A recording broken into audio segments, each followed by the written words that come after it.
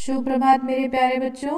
मैं नेहा तिवारी आज की हिंदी की ऑनलाइन क्लासेस में आप सबका स्वागत करती हूँ। बच्चों, आज हिंदी विषय में हम पाठ 15 नौकर का भाग 3 पढ़ने वाले हैं, जिससे किसने लिखा है आप सभी जानते हैं, अनु बंदोपाध्याय जी ने।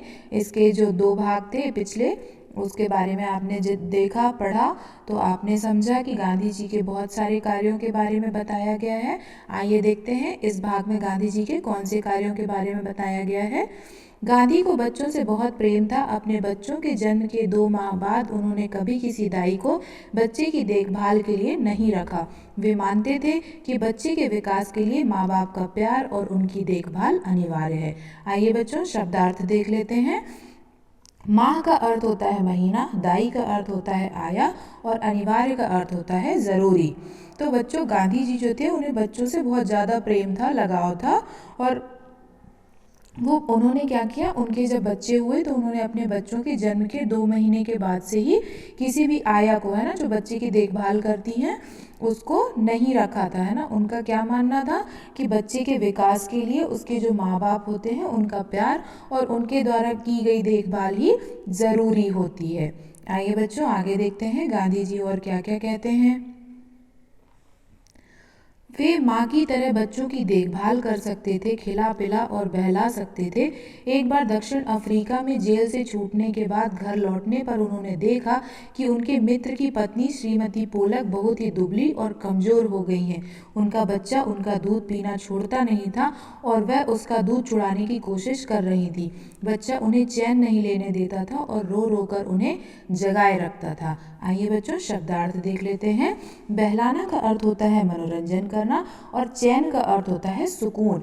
तो जो बच्चे की गांधी जी कैसे थे, उनका स्वभाव ऐसा था कि वो किसी भी बच्चे की आसानी से उसकी देखभाल कर सकते थे, उसे भोजन करा सकते थे ना, आराम से जो बच्चा खाता है उसे उसका खाना खिला सकते थे, पानी पिला सकते थे और उनका मनोरंजन कर सकते थे। एक बार क्या हुआ, दक्षिण अफ्रीका में जब वो जेल से छूटे तो उन्होंने घर लौटने पर क्या देखा कि उनके जो मित्र हैं, उनकी जो पत्नी है श्रीमती पोलक, वो बहुत ही दुबली और कमज़ोर हो गई थी। क्यों? क्योंकि उनका जो बच्चा था वो उनका दूध पीना छोड़ ही नहीं रहा था, है ना। उन्होंने बहुत कोशिश करी थी लेकिन फिर भी वो बच्चा ऐसा नहीं छोड़ रहा था उसका उनका दूध पीना, है ना। तो और क्या करता था, जो बच्चा था वो उन्हें बहुत परेशान करता था, है ना, क्योंकि वो दूध पीता था माँ का। इसलिए जो श्रीमती पोलक थी वो सुकून से रह ही नहीं पाती थी, है ना, और रात भर भी उनको जगाए रखता था रो रो के, इसलिए वो बहुत दुबली और कमज़ोर हो गई थी। आइए देखते हैं फिर गांधी जी ने इसका क्या उपचार निकाला। गांधी जिस दिन लौटे उसी रात से उन्होंने बच्चे की देखभाल का काम अपने हाथों में ले लिया। सारे दिन बड़ी मेहनत करने, सभाओं में भाषण देने के बाद 4 मील पैदल चलकर गांधी कभी कभी रात को 1 बजे घर पहुंचते थे और बच्चे को श्रीमती पोलक के बिस्तर पर से उठाकर अपने बिस्तर पर लिटा लेते थे। आइए बच्चों, शब्दार्थ देख लेते हैं। देखभाल का अर्थ होता है निगरानी और अपने हाथों में लेना मतलब जिम्मेदारी लेना। तो गांधी जी ने क्या किया, जिस दिन वो जेल से लौटे थे उसी रात से उन्होंने बच्चे की निगरानी मतलब बच्चे की देखभाल करने का जो कार्य है वो उसकी जिम्मेदारी उन्होंने ले ली। और फिर वो क्या करते थे, सारे दिन वो बहुत मेहनत करते थे गांधी जी, है ना, सभाओं में भाषण देते थे, 4-4 मील पैदल चलते थे और कभी कभी रात को वो घर में देर रात तक आते थे, 1 बजे आ जाते, है ना, 1 बज जाता था उनको आते आते। तो क्या किया, फिर भी वो क्या करते थे, श्रीमती पोलक के बिस्तर से उनके बच्चे को उठाकर अपने बिस्तर पर लिटा लेते थे। चलिए देखते हैं इसका क्या परिणाम होता है। वह चारपाई के पास एक बर्तन में पानी भरकर रख लेते ताकि यदि बच्चे को प्यास लगे तो उसे पिला दें, लेकिन इसकी ज़रूरत ही नहीं पड़ती थी। बच्चा कभी नहीं रोता और उनकी चारपाई पर रात में आराम से सोता रहता।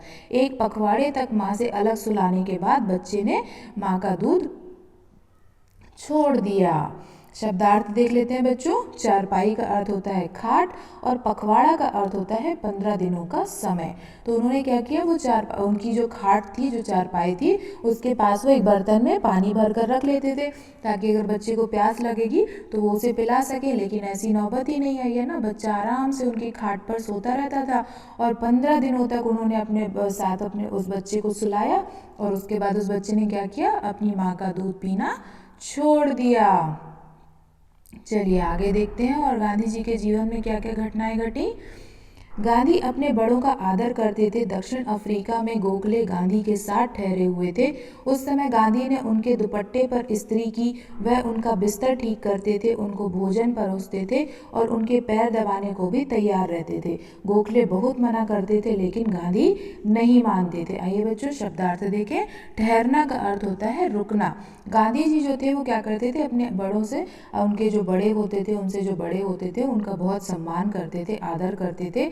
दक्षिण अफ्रीका में उन्होंने क्या किया, गांधी जी के साथ वो ठहरे हुए थे, है ना, गांधी जी के साथ रुके हुए थे गोखले जी। तो उन्होंने क्या किया, गांधी जी जो थे वो गोखले साहब के दुपट्टा, मतलब अब दुपट्टा मतलब चुन्नी नहीं, जो देखिए यहाँ पे गले में गोखले जी ने एक तरीके से यहाँ पे जो सफ़ेद कलर का गमछा रखा हुआ है उसके लिए यहाँ पे दुपट्टा शब्द प्रयोग किया गया है।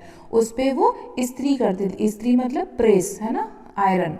और उनका बिस्तर ठीक करते थे, उन्हें भोजन खिलाते थे, भोजन परोसते थे, है ना, और उनका पैर दबाते थे, है ना, ये सारी चीज़ें करने के लिए वो तैयार रहते थे। लेकिन गोखले जी क्या करते थे, उनको बहुत मना करते थे ये सब कार्य करने के लिए, लेकिन फिर भी गांधी जी नहीं मानते थे।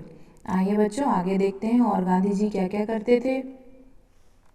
महात्मा कहलाने से पहले बहुत पहले एक बार दक्षिण अफ्रीका से भारत आने पर गांधी कांग्रेस के अधिवेशन में गए। वहां उन्होंने गंदे पाखाने साफ किए और बाद में उन्होंने एक बड़े कांग्रेसी नेता से पूछा, मैं आपकी क्या सेवा कर सकता हूं? नेता ने कहा, मेरे पास बहुत से पत्र इकट्ठे हो गए हैं जिनका जवाब देना है। मेरे पास कोई कारकुन नहीं है जिसे यह काम दूं। क्या तुम यह काम करने को तैयार हो?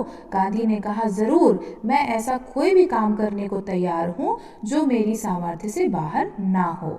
आइए बच्चों शब्दार्थ देख लेते हैं। अधिवेशन का अर्थ होता है बैठक या सम्मेलन। पाखाना का अर्थ होता है शौचालय।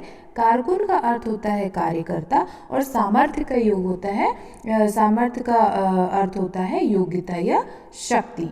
तो महात्मा कहलाने से पहले क्या हुआ, महात्मा गांधी क्या कर रहे थे, दक्षिण अफ्रीका से भारत आने वाले जो गांधी ने क्या किया, कांग्रेस के अधिवेशन में गए, वहाँ एक बैठक थी उसमें गए। वहाँ उन्होंने क्या क्या कार्य किए, वहाँ उन्होंने शौचालय साफ किए। फिर बाद में एक बड़े कांग्रेसी नेता ने उनसे पूछा कि मतलब गांधी जी ने उनसे पूछा कि मैं आपकी क्या सेवा कर सकता हूँ। तो वो जो नेताजी थे, बड़े नेताजी, उन्होंने कहा कि मेरे पास बहुत सारे पत्र इकट्ठे हो गए हैं जिनका जवाब देना है, लेकिन मेरे पास कोई कारकुन नहीं, कारकुन मतलब इस कार्य को करने वाला कार्यकर्ता नहीं है जिसे मैं ये काम दे सकूं। तो उन्होंने गांधी जी से पूछा कि क्या आप ये कार्य करने के लिए तैयार हैं? तो गांधी जी ने क्या जवाब दिया कि हाँ बिल्कुल अवश्य, है ना, मैं ऐसा कोई भी कार्य करने के लिए तैयार हूँ जो मेरी योग्यता से बाहर ना हो, है ना, जो कुछ मैं कर सकता हूँ मैं वो सारे कार्य करने के लिए तैयार हूँ। और गांधी जी तो सभी कार्य करने में समर्थ थे, है ना बच्चों, उन्हें किसी भी कार्य को करने में कोई दिक्कत नहीं होती थी, वो बड़ी आसानी से सारे कार्यों को कर लेते थे। आइए आगे देखते हैं। यह काम उन्होंने थोड़े ही समय में समाप्त कर डाला और इसके बाद उन्होंने उन नेता की कमीज के बटन आदि लगाने और उनकी अन्य सेवा का काम खुशी से किया। जब कभी आश्रम में किसी सहायक को रखने की आवश्यकता होती थी तब गांधी किसी हरिजन को रखने का आग्रह करते थे। उनका मानना था कि नौकरों को हमें वेतनभोगी मजदूर नहीं, अपने भाई के समान मानना चाहिए। आइए बच्चों शब्दार्थ देख लेते हैं। कमीज का अर्थ होता है शर्ट। हरिजन का अर्थ होता है अछूत जाति का व्यक्ति। आग्रह का अर्थ होता है अनुरोध या विनती। और वेतनभोगी मतलब वेतन पाने वाला। तो जो कार्य उन्हें दिया गया था पत्र पढ़कर उनके जवाब लिखने का, वो कार्य उन्होंने बहुत ही जल्दी कर डाला, बहुत कम समय में ख़त्म कर दिया। और फिर उन्होंने उस नेताजी की शर्ट में बटन लगाए और उनके और भी बहुत सारे काम थे जो उन्होंने खुशी खुशी गांधी जी ने किए। जब कभी आश्रम में क्या होता था, किसी सहायक को रखने की मतलब किसी कार्यकर्ता को रखने की ज़रूरत होती थी, तब गांधी जी क्या कहते थे, जो हरिजन व्यक्ति हैं ना, अछूत जाति के व्यक्ति हैं, उनको रखने का वो हमेशा अनुरोध करते थे। क्योंकि उन्हें क्या, उनका कहना था कि जो नौकर होते हैं, नौकरों को हमें वेतनभोगी मजदूर नहीं बनाना है ना, कि बस हम उन्हें पैसे देंगे और उनका काम खत्म। उन्हें अपने भाई के समान रखना है ना, भाईचारा दिखाना है। ठीक है बच्चों, आइए देखते हैं और गांधी जी ने क्या बताया है, क्या क्या उनके बारे में जानकारी मिली हमें। इसमें कुछ कठिनाई हो सकती है, कुछ चोरियां भी हो सकती हैं, फिर भी हमारी कोशिश सर्वथा निष्फल नहीं जाएगी। उन्हें यह मालूम ही ना था कि किसी को नौकर की भांति कैसे रखें। एक बार भारत की जेल में उनके कई साथी कैदियों को उनकी सेवा टहल का काम सौंपा गया। एक आदमी उनके फल धोता या काटता, दूसरा बकरियों को धोता, तीसरा उनके निजी नौकर की तरह काम करता और चौथा उनके पखाने की सफाई करता। आइए बच्चों शब्दार्थ देखें। सर्वथा का अर्थ होता है हमेशा, निष्फल मतलब व्यर्थ या बेकार, सेवा टहल मतलब खिदमत या सेवा, सौंपना का अर्थ होता है देना और निजी का अर्थ होता है व्यक्तिगत। तो इसमें उन्होंने क्या कहा कि किसी हरिजन व्यक्ति को रखने में कोई समस्या नहीं है, कोई कठिनाई नहीं है। हाँ, कुछ चोरियां हो सकती हैं, है ना, क्योंकि उस समय बहुत गरीबी थी, लोगों को बहुत चीज़ों, पैसों की, सामान की बहुत ज़रूरत होती थी, खाद्य पदार्थों की ज़रूरत होती, तो लोग मजबूरी में क्या करते थे, कभी कभी चोरियां भी करते थे। इसलिए उन्होंने कहा कि कुछ चोरियां हो सकती हैं, फिर भी जो हमारी कोशिश है वो हमेशा बेकार तो नहीं जाएगी, है ना कभी ये सारी चीज़ें रुकेंगी और सब कुछ ठीक हो जाएगा। और उन्हें ये मालूम ही नहीं था कि किसी भी व्यक्ति को नौकर की तरह कैसे रखा जाता है, क्योंकि वो सबको अपना भाई समझते थे, है ना, भाई और बहन मानते थे। एक बार क्या हुआ, भारत की जेल में उनके कई साथी कैदियों ने उनको उनकी सेवा मतलब गांधी जी की सेवा करने का काम सौंपा गया, है ना, काम दिया गया। तो क्या करता था, एक आदमी उनके फल धोता था और काटता था, दूसरा उनकी बकरियां जो थी उनका दूध धोता था, दूध निकालता था, और जो उनके कुछ व्यक्तिगत नौकर थे वो भी उनके काम करते थे, है ना, व्यक्तिगत जो काम थे गांधी जी के वो काम करते थे। और चौथा व्यक्ति जो था वो उनके शौचालय, पाखाना मतलब शौचालय, आपको बताया था अभी, तो पाखाने की सफाई करता था। आइए बच्चों, और क्या हुआ गांधी जी के जीवन में जानते हैं। एक ब्राह्मण के बीच उनके बर्तन धोता था और दो गोरे यूरोपियन प्रतिदिन उनकी चारपाई बाहर निकालते थे। गांधी ने देखा कि इंग्लैंड में ऊंचे घरानों में घरेलू नौकरों को परिवार का आदमी माना जाता था। एक बार एक अंग्रेज के घर से विदा लेते समय उन्हें यह देखकर खुशी हुई कि घरेलू नौकरों का उनसे परिचय नौकरों की तरह नहीं बल्कि परिवार के सदस्य के समान कराया गया। आइए बच्चों शब्दार्थ देखें। घराना मतलब वंश या खानदान, परिवार का आदमी मतलब परिवार का सदस्य, और विदा होना मतलब रवाना होना या फिर जाना। तो उनके बीच में जो एक व्यक्ति था, ब्राह्मण व्यक्ति था, वो क्या करता था, उनके बर्तन धोता था, और दो गोरे यूरोपियन मतलब यूरोप के सदस्य जो थे, यूरोप में रहने वाले जो थे, वो दो यूरोपियन क्या करते थे, प्रतिदिन मतलब हर रोज, है ना, उनकी चारपाई बाहर निकालते थे।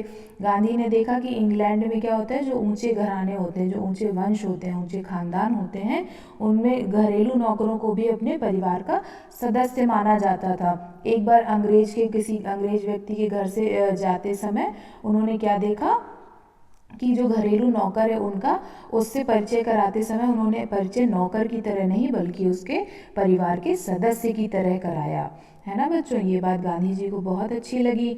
आइए देखते हैं और आगे क्या बताया गया है। एक बार एक भारतीय सज्जन के यहाँ काफी दिनों तक ठहरने के बाद गांधी जब चलने लगे तब उस घर के नौकरों से उन्होंने विदा ली और कहा, मैं कभी किसी को अपना नौकर नहीं समझता, उसे भाई या बहन ही मानता हूँ, और आप दोनों को भी मैं अपना भाई समझता हूँ। आपने मेरी जो सेवा की उसका प्रतिदान देने की सामर्थ्य मुझ में नहीं है, लेकिन ईश्वर आपको इसका पूरा फल देंगे। आइए बच्चों शब्दार्थ देख लेते हैं।